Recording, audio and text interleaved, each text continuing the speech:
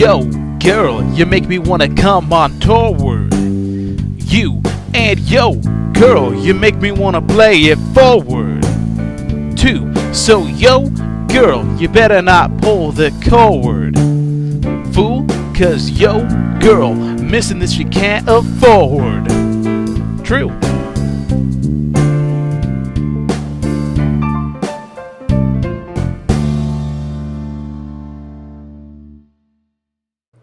Welcome to the Play It Forward podcast, and yo, girl, hope you're listening.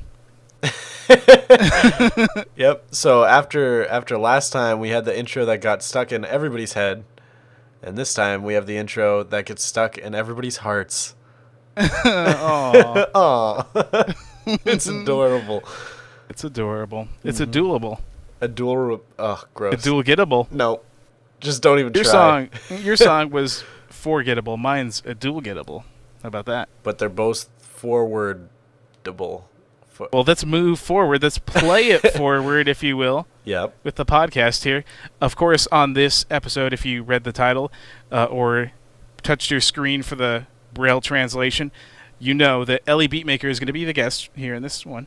Mm-hmm. And that's coming up soon. But first, if you watch the last one, you know what we do. We play games around here. We're game players. We play it forward. You see, we move forward and we play forward as well. We're Let's Players. We're Let's Players that play it forward. They let us play. Yes. They let us play her. And that's what we will do right now. So you described this game. It was your idea. All the games are your idea. Yeah, all the games are always my idea. I'm the best at coming up with them. And I always win them, too. That's the thing. But this, I don't know if I came up with an official name. It's kind of just more like who's bigger, who has more subscribers. And it's not like a slight on anyone. It's kind of just a little look at YouTube in terms of branding. Because a lot of the times people really take their branding seriously. Like a lot of the more successful ones have a gimmick. Like Generic B has the Minecraft Hermit. I mean, can you think of a couple other examples? Well, yeah, they all have their little thing you associate with them with. Like even the kind of generic guys like Etho. But he said Generic B. Yeah. But I mean, like, you know, the sort of playing guys like Etho, people associate him with like a Ninja or Redstone, even though he didn't even plan it that way. So... but as far as guys with a gimmick, I don't know. I can't even think of one right now. Yeah, it's just funny because like a lot of times ElyBeatmaker. There you go. Yeah, there you go. ElyBeatmaker. You see a lot of channels that are really successful and they don't have like a really focused image of what they are and what they're about. It's right. Kind of baffling to us because we're all about branding and stuff, and a lot of people are. So this game is kind of taking a look at that of how branding in some cases doesn't seem to matter, and at the same time it's kind of just for fun as well. Right. To kind of we're just kind of messing around. We're kind of trying to trick each other a little bit. See, like we're trying to guess almost who has more subscribers just based on their channel name and nothing else. Mm-hmm. Yes. So if you want to start like we said, off, is deceiving. Okay, I'll start it off with the first one. Here you go. You have to guess which channel has the most subscribers out of these two. Okay. And the first one is You Always Win, and the next one is I Am the Attack. So two sentence YouTube names, which is kind of awkward, but there you go. Who do you think You has Always more Win subscribers? or I Am the Attack? Yes. Both. Just a hint. I mean, both of these are pretty big channels. Okay.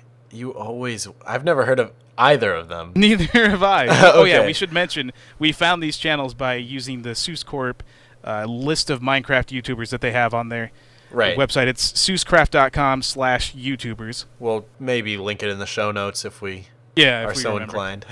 Are so reclined in our If we chairs. get a little kickback, then we'll do it. Right. So You Always... Okay, this is a stupid reason, but You Always Win is a lot... Like, that's saying you always win, whereas I Am the Attack, that's, like, very aggressive. I'm going to say... Sounds like a kind of a rock band almost, too. Oh, yeah, you're right. Progressive rock. Hey, what's up, California, where I Am the Attack? I'm going to go with I Am the Attack. That's got to have more, right? Okay, yeah. And the answer is... you are wrong. Do you want to guess? I thought I always win. No, you don't. were wrong. Who's that guy? Third YouTuber? Do you want to guess like how many subscribers either one of them has Okay. or what the difference is between the two? You Always Win, I'm going to guess, has 300,000. Close, yep, 352,000. And I Am the Attack, I'm going to guess, has 80,000. Nope, 250,000. Oh, wow, So, okay. pretty close margin there. There you go. All right. Then also, we forgot to mention the other idea that you had to add to this. Out of those two, just based off of name alone, and I guess subscriber count as well, who do you think you would get along with the most, like in terms of doing a collab or something? Huh. I'm gonna go with I Am the Attack again. I don't know. You Sounds always like win. cool. Like, yeah, I'm the attack. You always win is kind of he's too confusing for me. It's like I always win or you always win. Are you saying like this about yourself? Like maybe like he kind of or just you as a collective, like. You know, yeah, you always win in the end. You win some. Yeah, yeah, I don't know. I don't know. The attack just sounds like he would have your back. He would help you win. Right. He would help you always win. They both sound like people who do a lot of like mini games to me. I don't know why. Yeah, that's what it sounds like. Yeah, just based off of the names. Yeah, just like solely names, which is interesting how you can get that impression. And I don't even know if I'm right or not. But all right, so okay, your turn. Here's mine for you. Hopefully, you didn't have the same idea. Out of these three, which channel has the most? The Baby Derp, Dan Derps, or the Derp Guru? Oh man, okay. So it was Baby Derp. What was the second one? Sorry, okay. The second one it goes by two names, either Derpy Dan or Caliber Derps. Oh god. So it's I'll go with Derpy Dan. So the Baby Derp, Derpy Dan, or the Derp Guru. Oh, one guy's a baby. He's just getting started. The other guy's an adult, you know, Derpy Dan. The other guy's beyond that. He's a guru. He's a derp guru. However, though, this is YouTube and stuff is random, so the guru seems like he would have the most subscribers because he is the guru on it. Right, right. He's the king of derp, basically. I'm going to go with Derpy Dan for most subscribers. What? It was the guru. What? Really? Okay, there you go. So now this is going to be the interesting one. Try and guess all the... I'll give you the order. You were right about the baby. The baby's just getting started, so baby has the least. Derpy Dan is the middle, and Derpy Guru has the most. So try and guess the subscriber amounts. Baby Derp, I'll start with him. It's got to be less than 200. Yep. Okay. What's he at? 27. Oh, I kind of cheated. That's kind of far off, but still. Okay. Let's see. Derpy Dan is or second highest, right? Yep. I would say 1,150. Nope. You were more spot on with your guess for Baby Derps. It's 214. Really? Oh, really? Wow, they're pretty close. And Derp Guru has more than both of them. I would say... If I just go by what my initial guess was, I'd have to go higher, but considering those two were kind of close, I'm going to guess he's probably not too far ahead of them. I'm going to say 850. 583. So pretty good guess in the end there. Yeah, that was okay. But what's interesting is I don't know much about the first two, but from what I gather from the Derp Guru's channel, it seems to be a woman, and I think it's a mom who plays with her with her son and daughter. It actually seems kind of cool, but that's crazy. Interesting. Well, maybe that's where the derp name comes from, derping around with your kids. Yeah, I guess so. Not always going to go smoothly. Nothing can go smoothly as this podcast. I mean, let's be honest here. Yeah. Okay. All right, your turn. One thing when we first discussed this, we're like, we probably shouldn't include people we know. And then, like, a minute later, that was out the window. Yeah, because just too perfect. Yeah, it's too perfect. And let's see here. I have one, but I actually forgot to copy down how many subscribers he has. I'll check it really quick. Got it. So, okay. This includes someone that we know, and I kind of want to get this one out of the way now, just in case you you did it as well. You use this guy. So the first one, who has more subscribers, I Can Fly Jake, or iJakeXD123. No, I did not do this one. Okay, good. Oh man, I'm gonna guess the Jake we know. I have faith. Yeah, you have faith? Okay, well, your faith has been crushed because nope, he does not have as many subscribers as him. As a matter of fact, it's not even close. Okay, so I Can Fly Jake must have like 200,000 at least. No. Okay. Under 100,000? Yeah, under 100,000. Okay, wow. Okay, so it's probably like 60,000. Nope, less than that. He's got 24,000, which is... The Jake we know has just about 1,500. So it's Yeah. it's pretty much 20 times what he has. Oh, So he's already at 1,500. I gotta step up my damn game. yeah. There you go. There you go. Out of those two, oh yeah, I didn't say before in the last one who I would do a video with. Oh yeah. I guess I want to do one with Derp Guru because Right. I learned the other facts afterwards that there's a bunch of kids involved. I would say Derpy Dan just because he sounds like an average person, you know, not a baby. He's just kind of a derpy Dan. Okay. So on to this now. This is where you can get in trouble. Who would you get along with better doing a video? I'm just sure, based on name and subscribers. I'm I can sure fly it Jake. would be the Jake I know.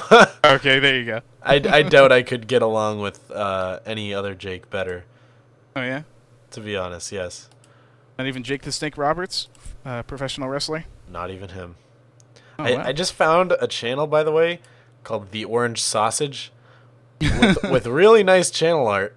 136 subscribers. Pretty nice icon. Just no videos, no recent activities, no playlists, nothing. Just a totally empty channel. That's Don't even crazy. know what it's about. That's weird. Just like wiped all their videos. I guess. I don't know. Yeah, that's weird. All right. So here's the next one for you. Since you did someone we know, I'll do another one we know.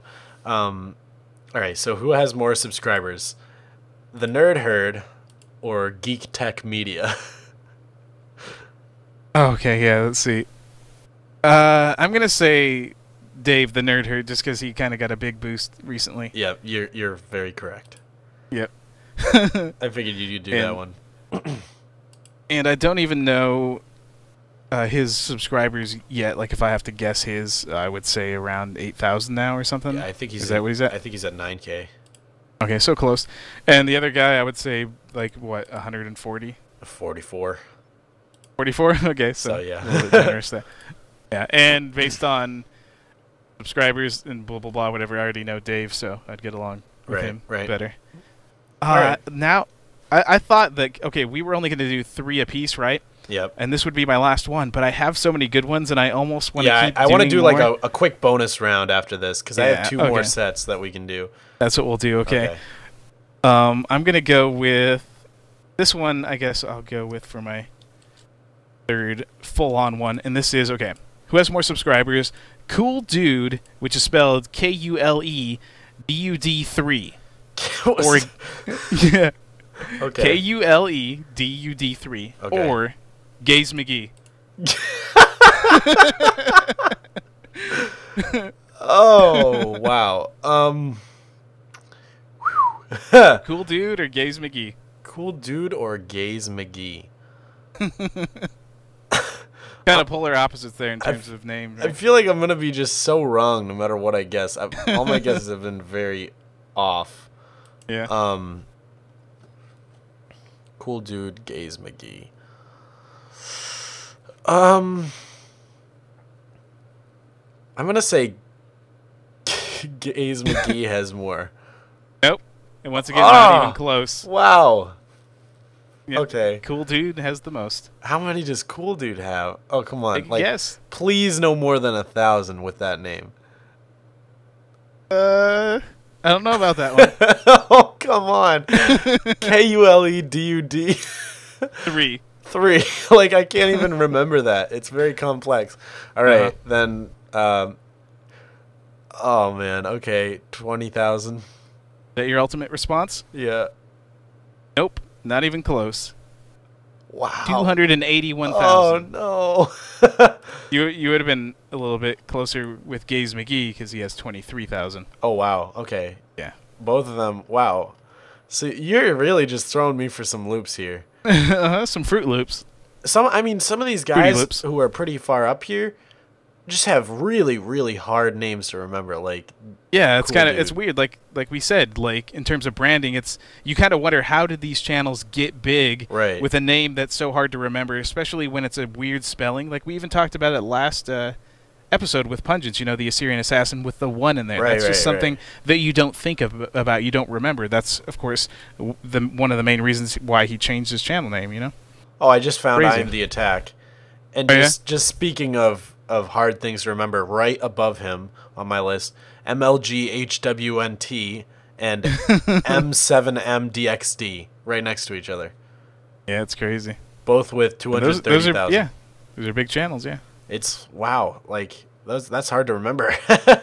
Yeah. All right. Okay, now on to your final one, or what? Yeah, my final before the bonus round, Okay. I guess. So here we go. Who has this is a pretty big spread, just warning you. So who has the most? Yeah Boy Pete, that's YABOIIPETE, all capital letters. Oh, God.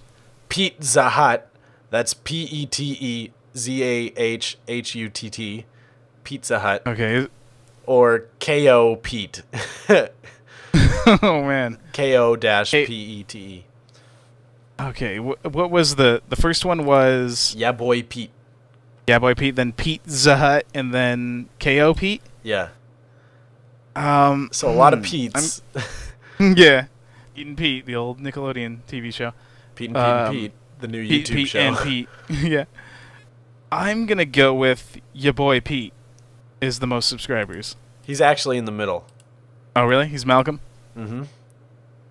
That's correct. He's Malcolm. Okay, that took you a long time to get that one. No, I'll let you.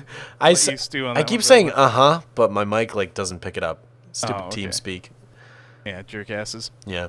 So he's in the middle, and then there's two other to choose from. So I guess I could guess out of the other two who has the most, Pizza Hut or KO Pete. I'm gonna go, I guess, with Pizza Hut just for the novelty of the name. Maybe someone would be like, yeah, okay. That's originally I was gonna go with him just because people would be like, oh yeah, cool name because it's a pun and stuff, kind of, and then I'll subscribe. But I didn't think, initially I didn't think that would be the case. So how many subs does Pizza Hut have? I'm gonna say 21,000. 90,000. Oh wow, crazy! And even then more than I imagined. I'll just give you the other ones. Yeah Boy Pete has 672 and KO Pete has 20. Okay, so now we can go to the bonus round. What we'll do is I have 3 left. How many more do you have left? Just two couples. 2 couples. I have 3 couples. So let's see. I'll go first then, I guess, and we'll just say them quick, and then just be like, who has more, and then just say whoever, and then we'll go to the next one. Okay. So who has more subscribers, Mr. William-O or Mr. Moopig9? William-O. Yep. Really? Yeah. He's got almost double. Wow. Okay. All right. Here's mine. Who's got more, Lorgon 111 or Skelgon MC? Lorgon 111. You're correct. Skelgon only has 5. Okay. Who has more, the Clever Survivor or Clever Creeper? Speaking of someone we know. I'm gonna go with. Oh man, that's hard. Clever Creeper. Yep, only by 500. Wow, that's really close. All right, here's my last one. Who's got more, Sexy Rexy or Zexy Zex? I was gonna do almost that same exact one. Sexy Rexy. Actually, no. Sexy Rexy has 85 grand, but Zexy Zek has 755,000. Wow, that is insane. Okay, here's the final one. This one, I think you'll get a kick out of this one. Who has the most? I can't even say it without laughing. Who has the most subscribers, Rendog or Stimpy PvP?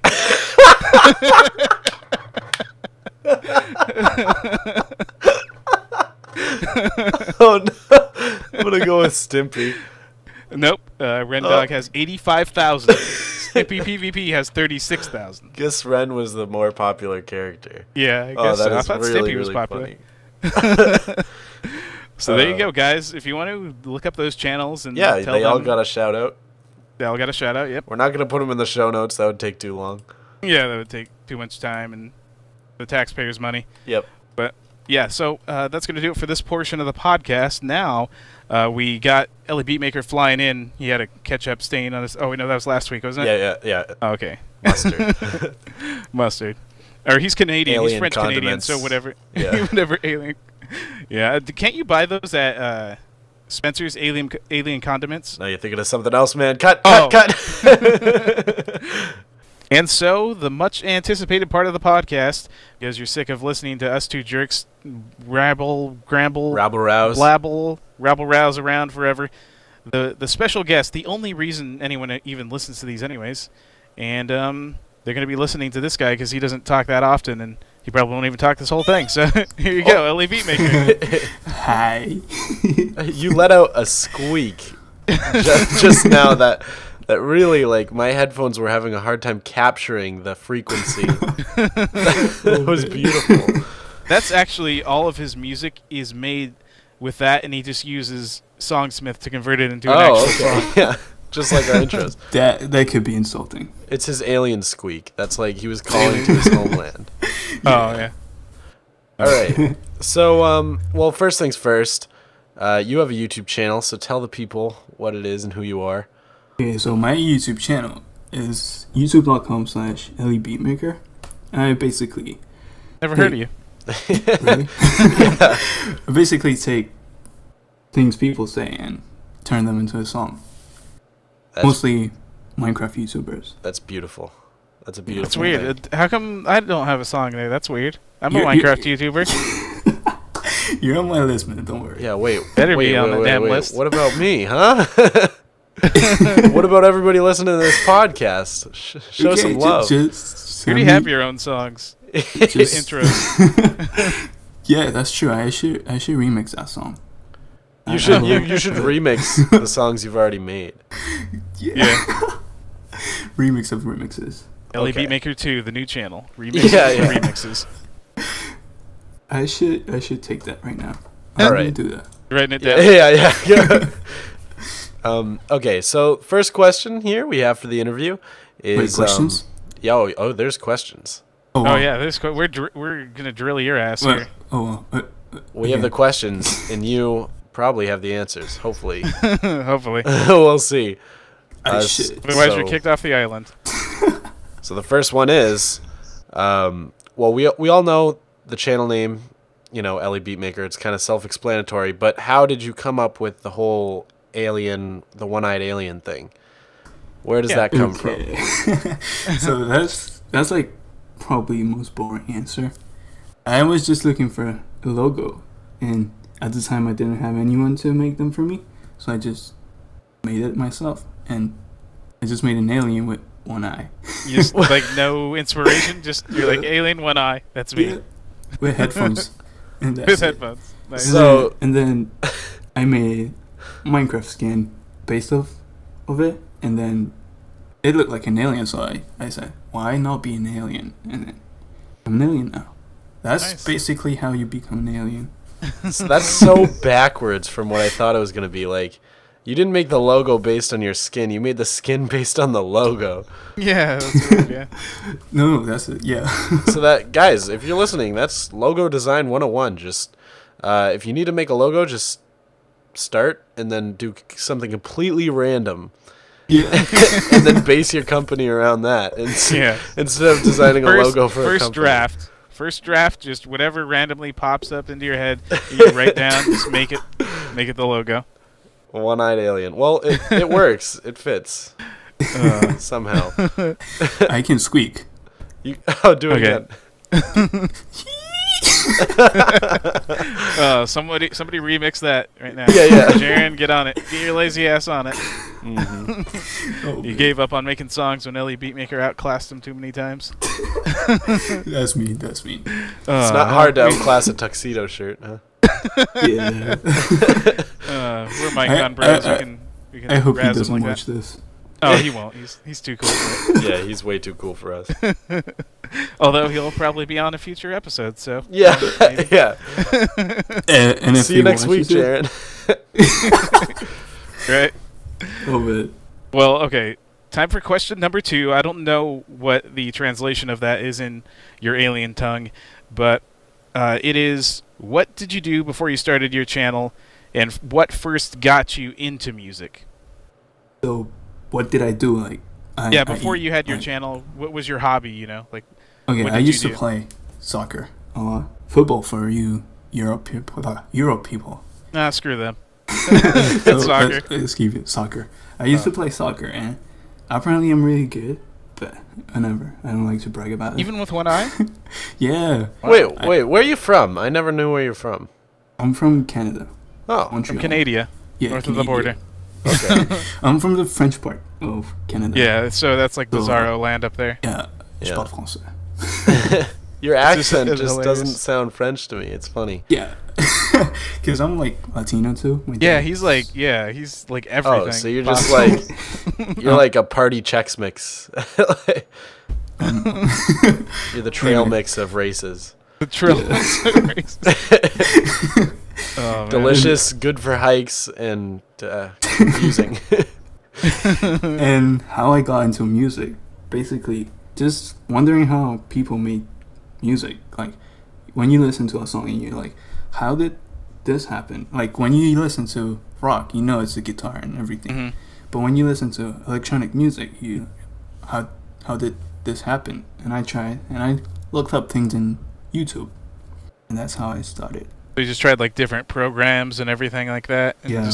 Oh yeah, that's never... a question I had, is what program you use. I mostly use FL Studio. Yeah, I figured. I have it too, but you don't want to hear what I've made with it.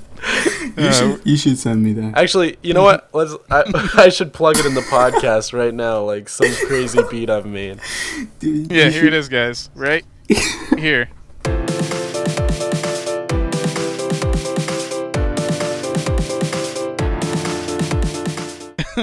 So there you go. There it was. So you never played any instruments or anything like that? You went straight into electronic? When I was at school, I played trumpet for 2 years. And B00 or what? Let's not talk about that. I actually played trumpet too, way back in the day for like 2 or 3 years. I wasn't bad for a kid. You know, it's funny. I actually also as well, the third person here, like all of us, we've played trumpet. I like on a weekend one time I played the trumpet and I just gave it up because I sucked. But I mean, I played it. Okay. You're so cool. One weekend, couple of years. What's the difference? Yeah, same thing. Yeah. We all probably equally suck at trumpet now. That's what's important. Yeah. That's kind of how it is with us on YouTube as well. Like one month, a couple years, who cares? We all suck. We're all terrible. True that. Drink to that. Anyways, here's a song. I mean, here's a question. Here's a song. Oh, I gave it away. The question is, what song are you most proud of that you've created? Obviously, Yes. Not that someone else has created. There's I'm proud of ways. Wrecking Ball. I'm proud of Kesha. Two ways to see this question. Okay. My most proud is Two Badges, because it's like the one that had most impact on people. Mm-hmm. Like when people see badge on a server, they start saying it's Two Badges and stuff like that. And even at Minecon. Oh man, yeah, I remember that. Yeah, and it's my most viewed video, so that could be my proudest song. But if we speak of my favorite, like the one I'm most proud of making, it would be Bored Alien. I don't know, I just love it, and it's like an original. I rarely do that, but it's my favorite. Yeah, all the stuff you've done originally, like without remixing people, has been great as well. So yeah, Thanks, I'm man. just curious what your favorite one is to Dualgit in extension. I don't know, like in terms of the remixes and stuff, I don't know all the names of the songs, but Bored Alien, I think I remember being like a really good one in terms of the original ones. But in terms of the remixes, I don't know, because like I really like the Bees Got Your Ass one, but after a while that's kind of just the same thing. But I really like the Silver Leaf one too, just because of the fact that the whole thing was that no one could make it into a song, and then he did. But then it was just like hilarious too, because generic, like the way he's like, I got a silver leaf and I'm catching up on B00. It's just like there's no rhythm to it at all, but it's still just awesome, like the way he made it into a song. So that's probably my favorite, I would say. Okay, for me, I'd say all-time favorite, obviously, Soaking Neptune. Oh my god, that song is so good. Yeah, and like love that one. It like has inspired me, because in programming I'm just like trying to make a game. It's not like anything serious or anything, but I'm fascinated with the ocean, and like the sound that song has just like really inspired me for whatever reason, because it's just like, I don't know, so aquatic somehow. I love that. It's really cool. But as far as the remixes, I think my favorite would be Thank You God. Just because like it just cracks me up so much that you Weren't you singing that like at Minecon? Yeah. Jaren and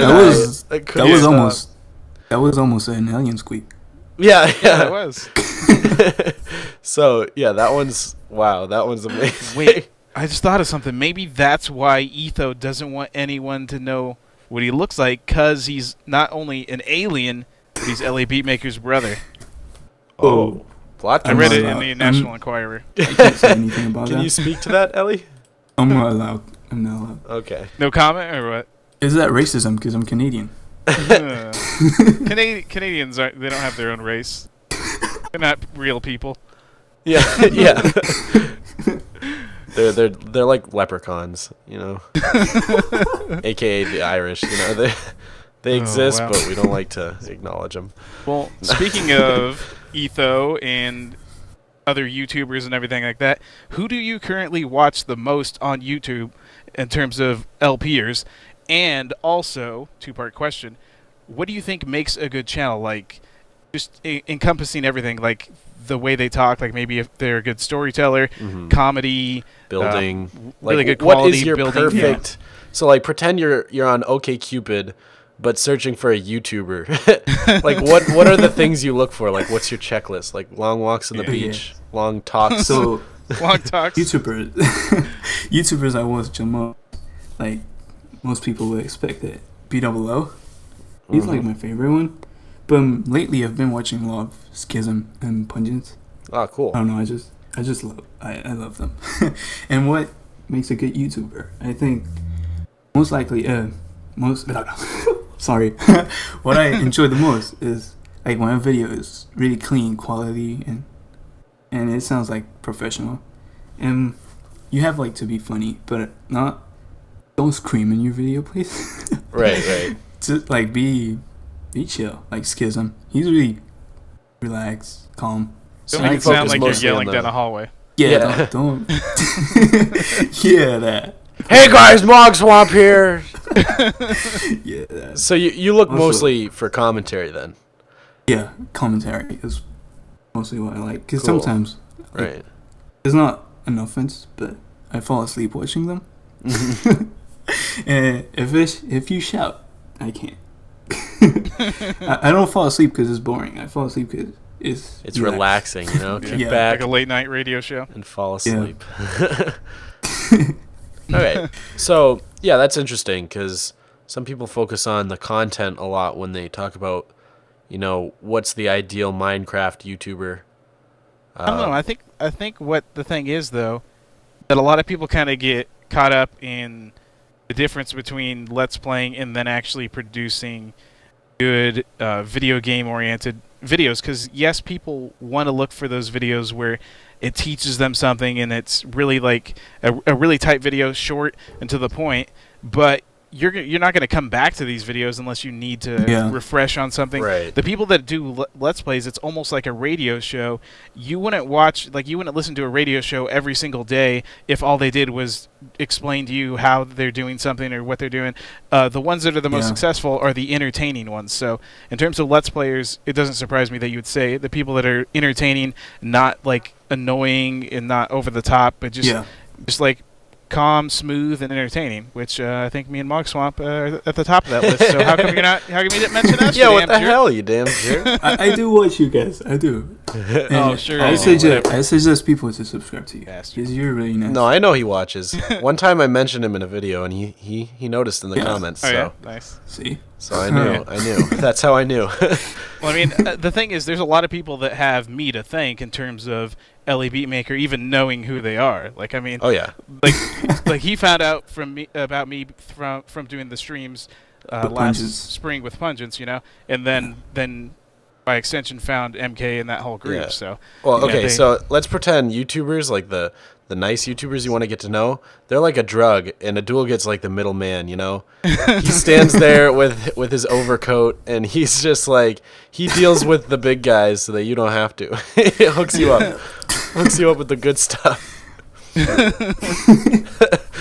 It's funny, like the way that I kind of have my hand in a lot of things, like ideas and names for stuff. Like I came up with the aliens, you know, what you called your fans and all that stuff. Like it's almost kind of like I'm a mob boss, and I just have my hand in a little bit of everything here. Yeah, you know, it's just like you don't even realize it. It's funny. Yeah, but yeah, but it can go both ways as far as the channels, though. Just to finish that thought, because I was thinking, you know, people people are going to return again and again for the entertaining radio show type of content, but they're only going to watch that once. Whereas in like tutorial videos or like little showcase videos, people come back again and again, or like random viewers who don't watch every single one of your videos are going to come there. So they'll accumulate, I think, more views in the long run, but you're not going to have that audience connection. So there's you're really not gonna have an audience, there's like, sort for of example, even my channel, my most viewed video by far is a mod review, right? Which is not really what I'm about. It's just something I started doing a little bit of and haven't done much in a while. But it's just those are the easiest to be successful with, but it's not the kind of success you really want if you want to be that like daily guy, like busting out the entertaining commentary and stuff like that, you know. Those are like the most difficult ones, but my favorite. Yeah, that's the thing. It's hard to make it like that because I think mostly everyone's favorite too, just because you know you get to know the person's personality. Yeah, that's something really important. If or you could just be like Ellie and just make songs of other people and never let anyone know your own personality. Yeah, see? That's what I was saying by mean. It all gets mean. What do you expect from the middleman? Okay, well, we're already to the final question here. You were a big part of the small channel movement. You remember that back about a year ago or so. What is your take on the Play It Forward movement and some of the similarities between the two? You know, because I know that's been brought up by a couple people already on Twitter, like, oh, you know, kind of like small channel movement. You know, we did the 24-hour stream last year and everything. So, what's your take on the similarities? So, small channel movement was like some movement for small channels. Who was it that started it? I know you were a big part of it. It was Trevor. No, it's Trevor. Really? It was him that started it? Okay, I don't even know. Basically, he was talking about MK and Yeah. Jaren, I think. I don't remember if Jaren was there. But basically, he suggested that. And then we made it a thing. And we made the 24 hours live stream. But basically, the thing I didn't really like about it is that we took people from our group. Because we didn't know more people than that. Yeah. And we took small people and we helped promoting them in a live stream. And it worked kind of good. I was proud of it. But what I like about the Play It Forward is like anyone can do it. Anyone can take a day. Well, not a day, but 2 or 3 hours and stream for someone. And they don't promote them. necessarily have to be associated with us. Yeah. It like anyone from any not community, but like I could say community, but anyone could do it for anyone. Like it's not they don't have to know us. That's the thing with the small channel. They had to know us because we could not know about them if we don't know them. Which it was basically well, like that's what the main difference was the small channel. The main difference was people talking all over each other. I was just gonna say really quick. The small channel movement was more inclusive, and then or exclusive. I mean, and the Play It Forward movement was more all inclusive, and it's kind of like it can spread out, and like there could be like if it gets big enough, there could be people we don't even know and never find out about that are using this and putting it forward. But with the structure of the small channel movement, that was impossible. It was all about that core group. Kind of, it was more exclusive, and it wasn't really anything that worked out because the stream was successful. After that, it kind of just faded away because people didn't put enough time into it. You know? Right. Yeah, I was trying to do something this autumn, but didn't work out. Yeah, I heard something about it. Someone told me. Well, which as a collective, it'll be easier to keep the movement going because if you know you or me, Adulga, had to take a break with it, then someone else that we don't even know could pick up the slack, you know. Yeah. And that would be advantageous to them, and you know, like I mean, obviously they're not going to take over the channel and do their own podcast, but they could, you know, do their own streams with the same, you know, hashtag. And I was looking for the hashtag earlier, and like 8 minutes before I looked for it, someone was streaming for Play It Forward. Really? I was surprised. Yeah. Yeah, it's cool. There's been a couple. There's been I think 1 or 2 streams I've already seen that I didn't realize were going on, and it's just cool how already just since I started it. Off of like a ragey night that I had, and I was just like, you know what, this and that, this is what I want to do. there's been a ton of support for it, which I like to see. And there's people outdoing me. I mean, Gaming Tater Tot has already done like 4 different streams for people, and even said himself he's not streaming for himself anymore. He's streaming for someone whenever he does it, and that's what's cool. That's what I like to see. Myself, I'm trying to do one a week if I can. I got one coming up this weekend for Rick Clark on Saturday. I think you know Rick Clark as well. Ellie. He's been around for a long time. Really cool guy. Like, super supportive. Like, yeah. I watched that video that you did with him and Mark. Oh yeah. Oh, that was like probably one of the funniest videos. Yeah, it was great. Dude, that was great. Yeah, that guy's great. He's an older guy. He's got a lot of stuff going on in his life, and yet he still takes the time to support not only like me and Mog Swamp. I think are probably the 2 people he supported the most in like the last year or so. But like anyone we associate with, he gives them a chance, and that's what a lot of fans don't do. You know, they don't give people a chance. He really goes out of his way to give people a chance and check him out and everything. And even people we don't know. Like guy. If you look on his Patreon page, he's supporting a couple people, or at least one that I had no idea who it was. Oh yeah. So and then I'll see him like on comments, like he's always got the top comment for like Ethos videos or like some of the Mindcrackers, and I'm like, you know, he's just like all over the community supporting everybody, which is really cool. He doesn't discriminate or anything. But that's why he started doing videos recently too now. So he's trying the LP thing. And what I really like about him is his honesty. He outright says in one video, just like talking about how hard it is to commentate and then have action going on and just keep up with things. And he's like, oh, it's a lot harder than it seems, you know. And he really gives credit to the people that really put a lot of time into it. Right. And he doesn't come in trying to think he's all great and everything, and he's improving, he's getting better. But I really like how he's a really good storyteller, and he has a lot of knowledge that a lot of people don't have. So I definitely, that's the reason why I wanted to support him and help him grow his channel, because he's helped us so much. What's his channel? Oh, it's youtube.com/RickClark58. Yep. Oh, Been doing some Minecraft and some Quake lately. Yeah, so he's a really cool guy. But yeah, so we're going to be doing, or at least Aduligit's going to be doing the Play It Forward stream for him, and hopefully I'll be able to make it. Yeah, hopefully too. Rick, I think, is going to try to be there as well, so that'll be cool. That'll be really cool.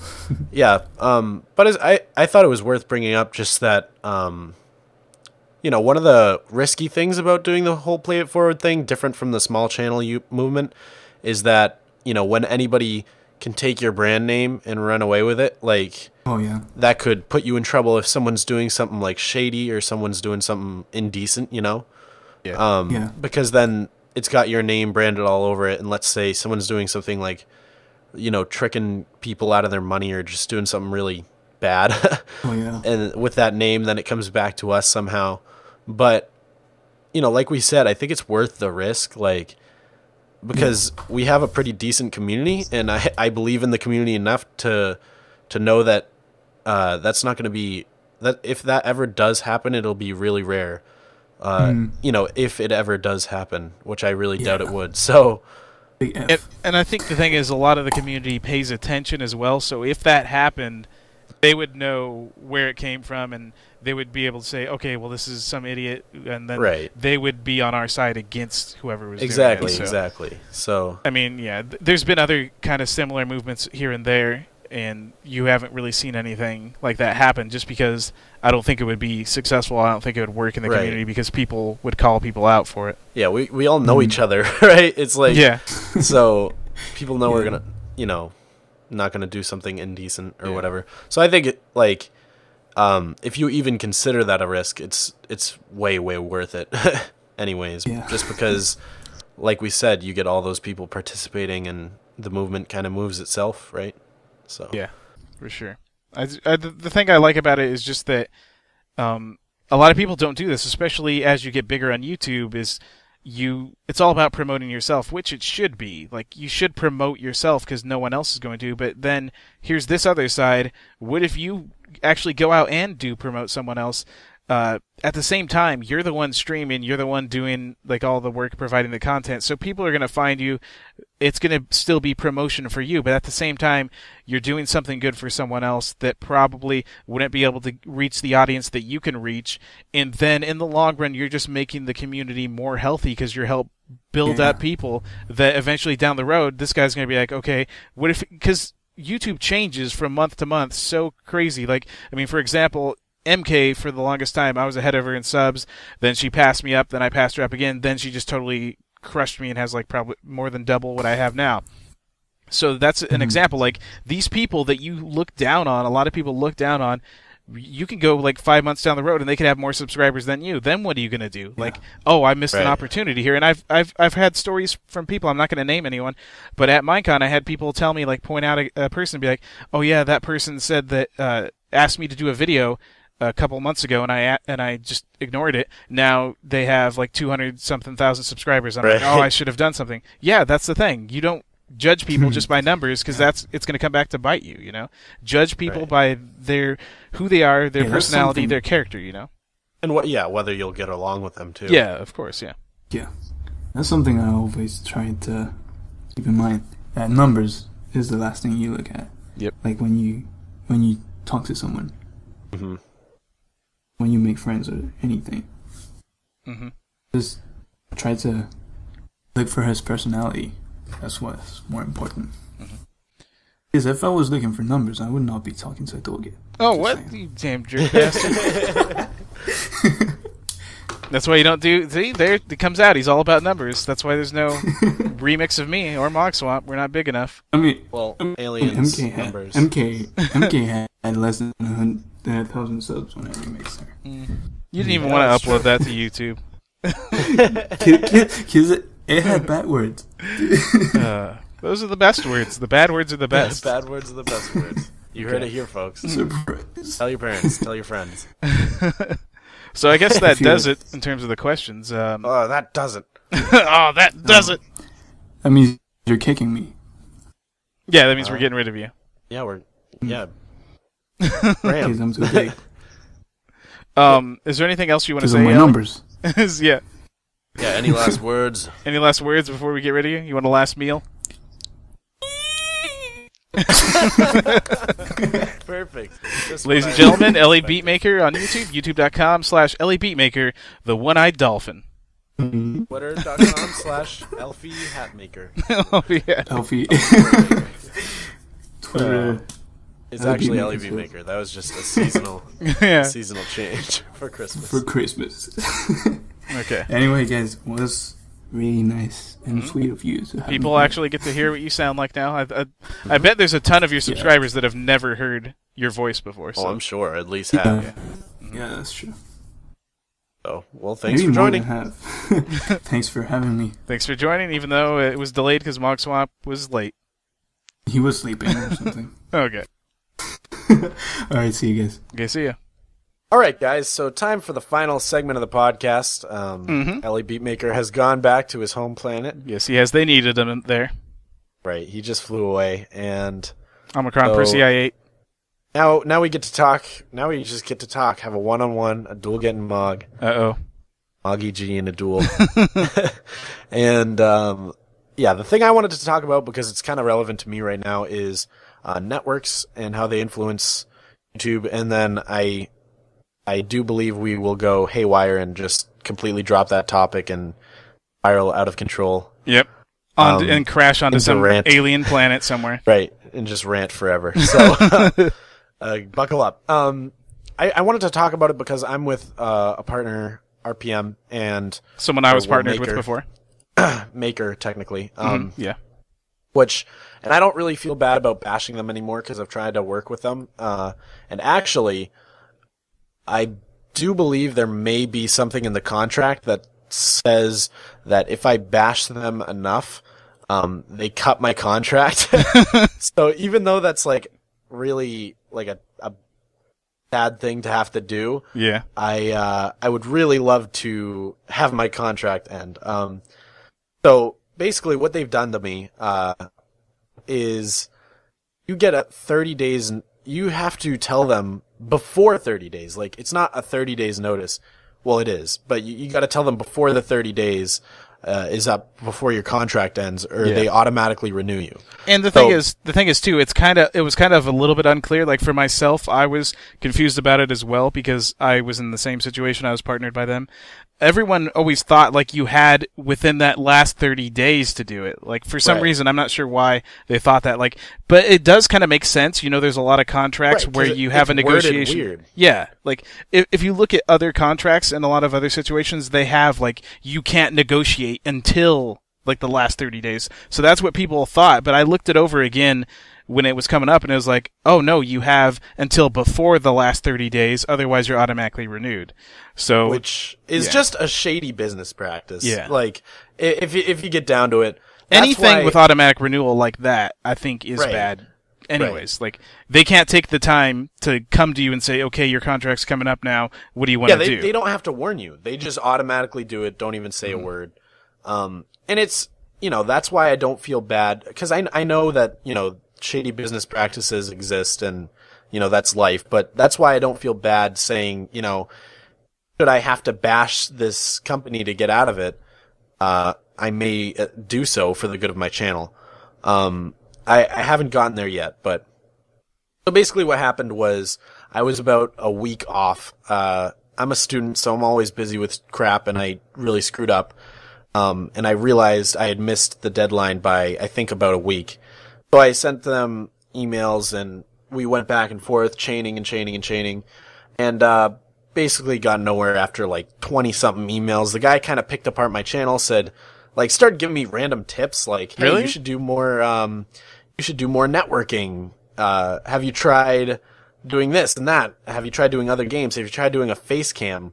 And I gotta say, props to Maker's support, because the support was actually, I mean, the fact that he took the time to actually look at my channel and do that was impressive, but totally unneeded, to be honest, because it was totally not relevant to what I was asking. And it's funny because actually when I was telling them I wanted out of my contract, and I pretty much just I was well ahead of the deadline, and I just pretty much told them that's it. I just went out. They kept trying to negotiate with me, and they kept offering things that weren't beneficial to me at all, really.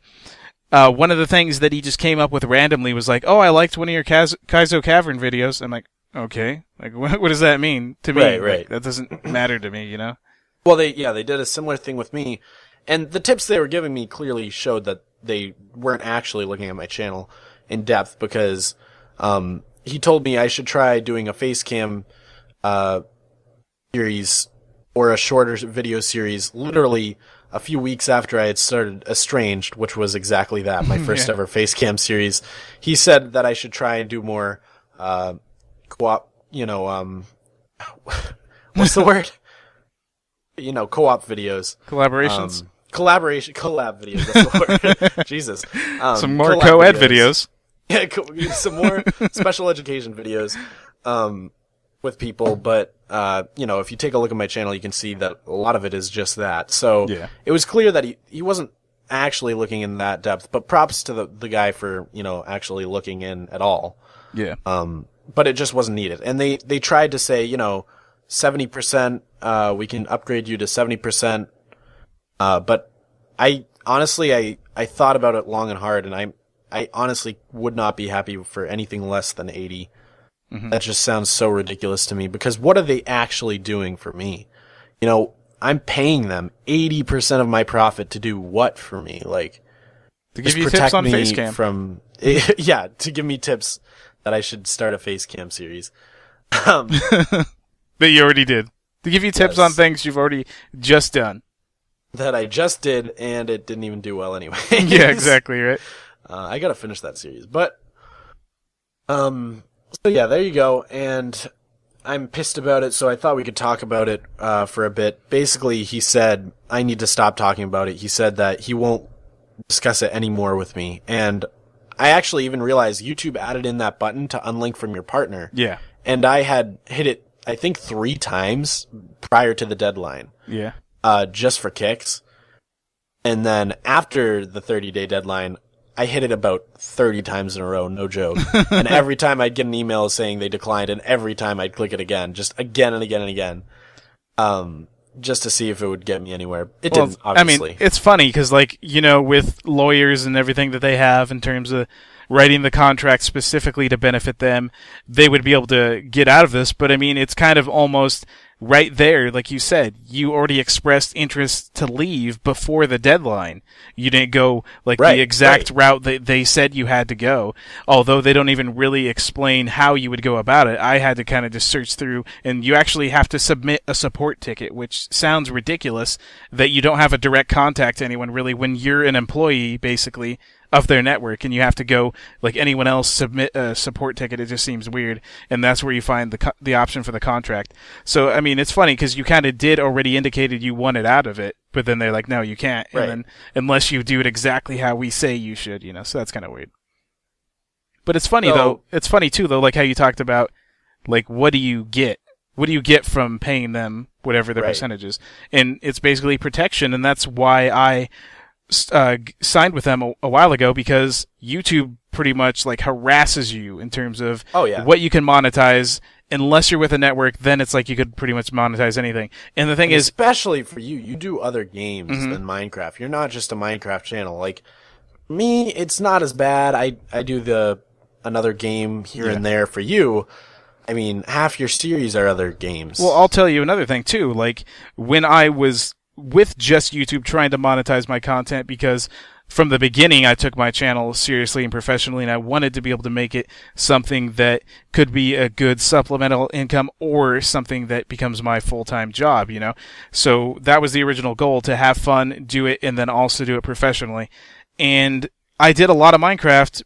I don't know if maybe it was more Minecraft back then or not, but even those videos, they would say, prove that you have rights to do this. And I'd be like, okay, here's the exact quote from their website. Here's a link to the page, and then never a response. And people we know that still only go through YouTube, they still tell us the same thing. Every once in a while, they'll get those kind of things, and then a year later, it's never resolved. And it's just ridiculous.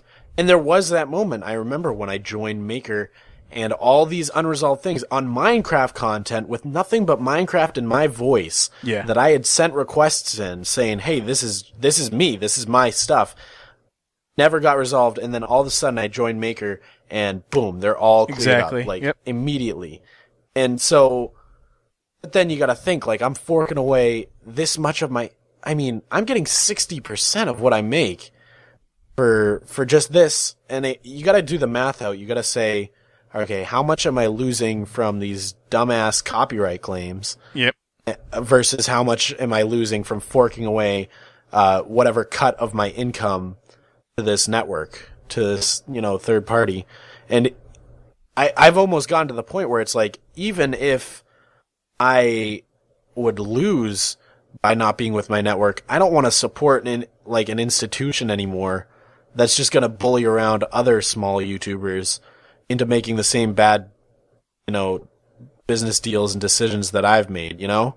Yeah, definitely. I mean, I knew what I was getting myself into a year ago, and I waited my time. Like, I knew, like, you know, this is a necessary evil for the next year that I'm going to have to endure. I knew exactly what I was doing when I went into it, but not everybody does know what they're doing. And then, of course, you can make stupid mistakes like I did and miss your deadline. Which, you know, that's really, really discouraging when you're trying to build a channel, saying, okay, I'm locked in here for another year. That's 60% of my income is all I'm getting. Yeah, that's crazy. You know, so I have to be, you know, a certain percent bigger of a channel to be able to live off that money, right? Because with that extra 40%, you know, you'd be doing YouTube professionally 40% sooner. Exactly. If you know what I mean. There's already the thing is, people maybe don't realize how big of a deal that is, that don't do YouTube as serious as we do, or even people that are much bigger channels that do it even more serious than what we do. But like, if you look at just YouTube itself, what is it they take already off the top before it even goes to networks? They take like 45, or is it 55%? Yeah, something like that. Something like that. So already, whatever you make off of ads on your videos, it already gets cut in half by YouTube. Then it gets pretty much cut in half again by a network. Then also keep in mind that about 40% of all viewers have ad block. You're not getting any ad revenue there. So PayPal deductions. Yeah, it's basically your thing keeps getting cut in half and half and half and half until you just have a little crumb. When you look over across the table, you see like a whole pie over there. You know, it's ridiculous. It's pretty much like I said before, where you can't, like, the people at the top of YouTube, they have value in their content because they're big enough to where, like, they get enough revenue off of ads and everything, and those percentages don't hurt them as much. Right. As opposed to us at the bottom. And it's kind of like people, like you kind of mentioned before we recorded this, but like the taxes, the people at the top, the richest people want the same tax percentage as, right, like, say, the people at the bottom, but that means two different things for them.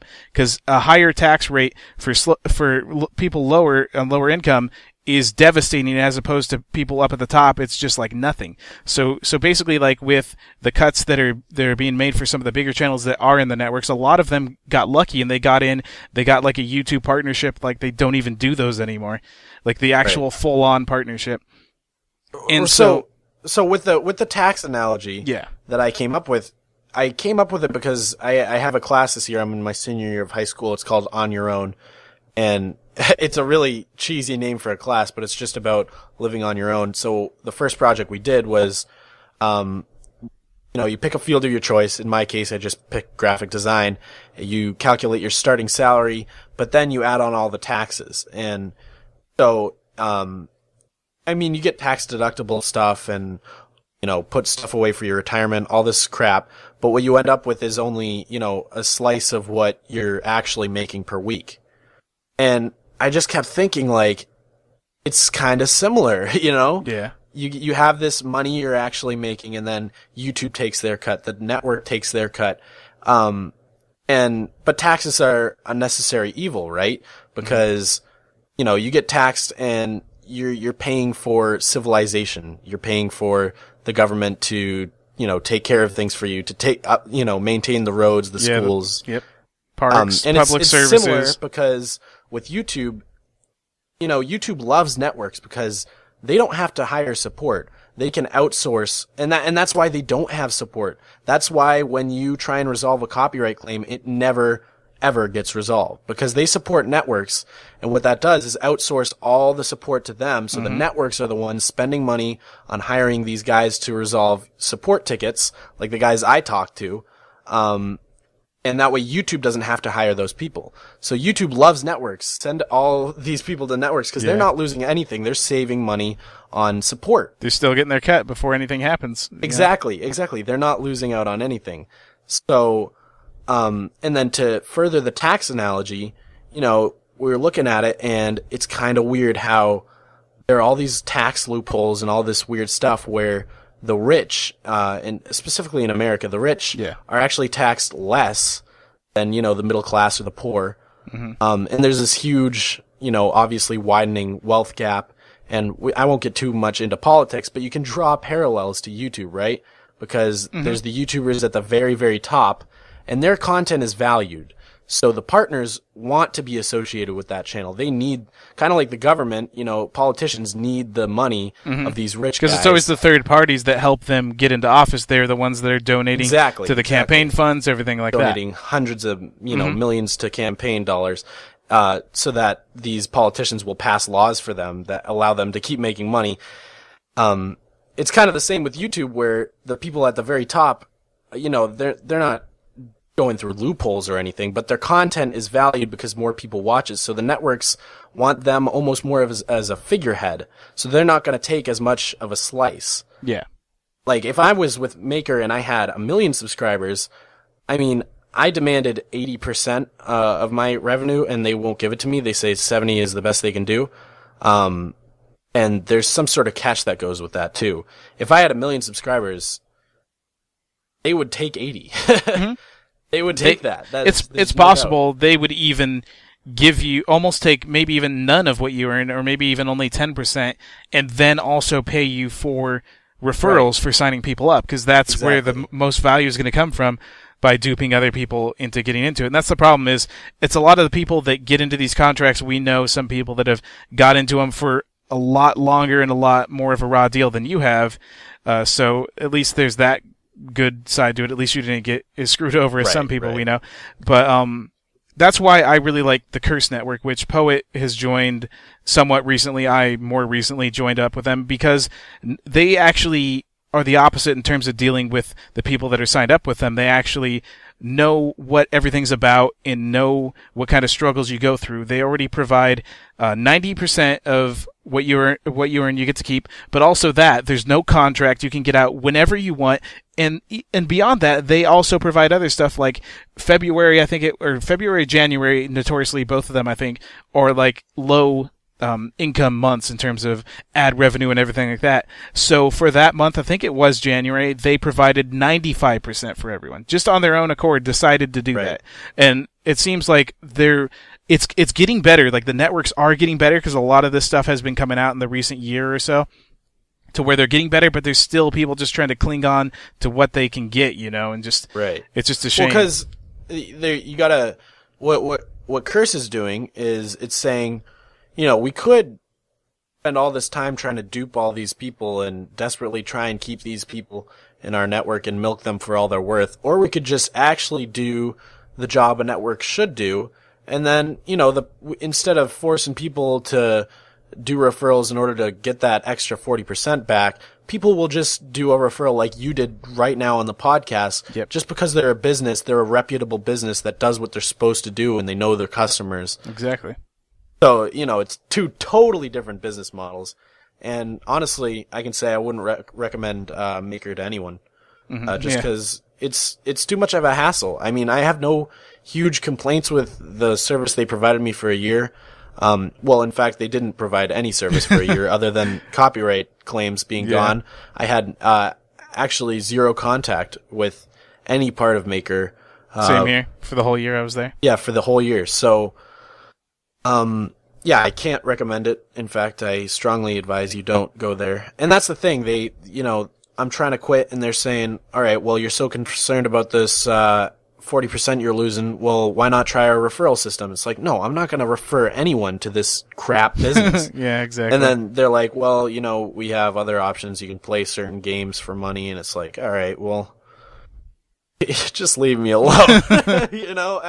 At some point, it just gets ridiculous. Yeah, it's basically to wrap everything up, like, if you're a smaller channel and you really take it seriously, because a lot of people, they get involved in these networks just because they think it's what they should be doing, and then they realize, okay, now actually I do want to take YouTube seriously, now I'm screwed.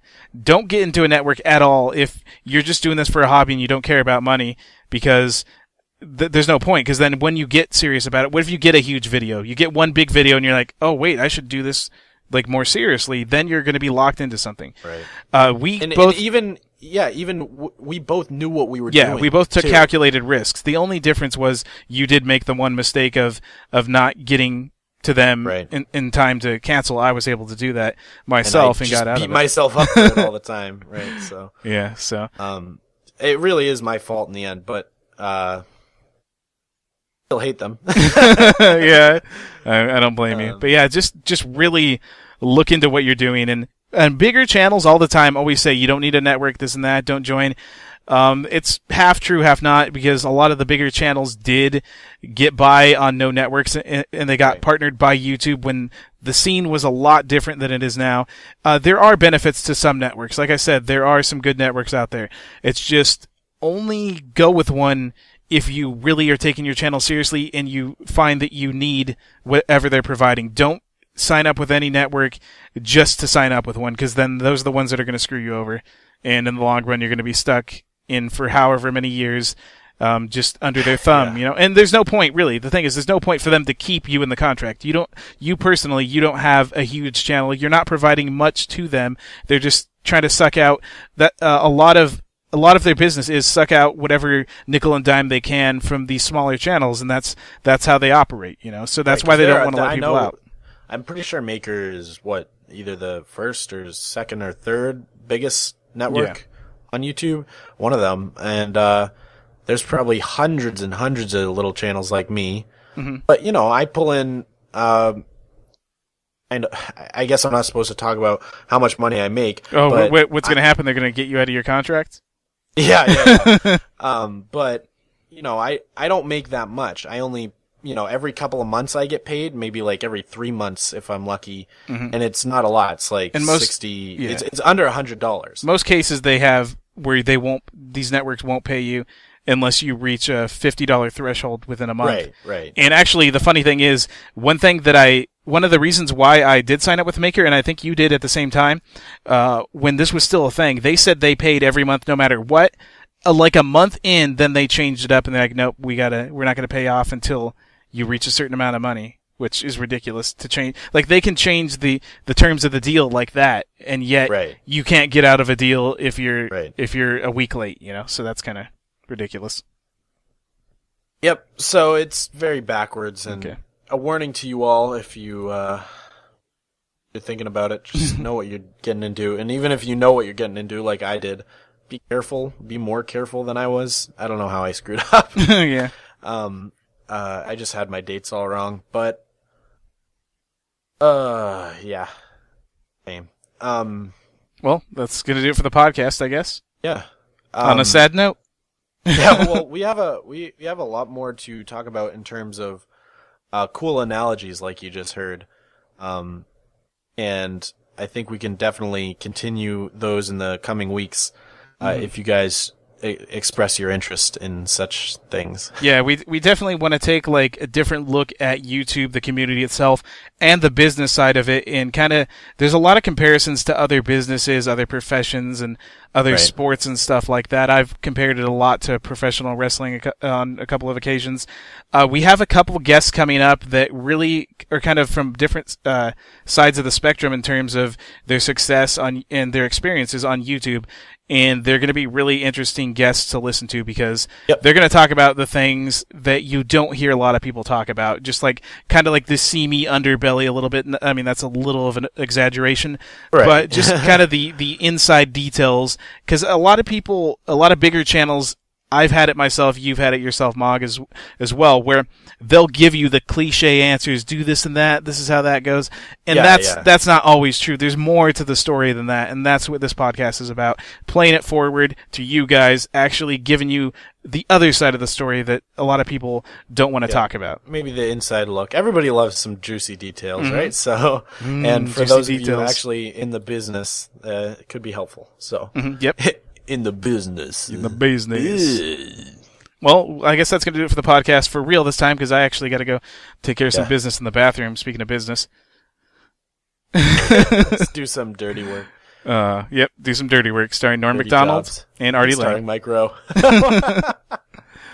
All right, enough references. See you later. See ya.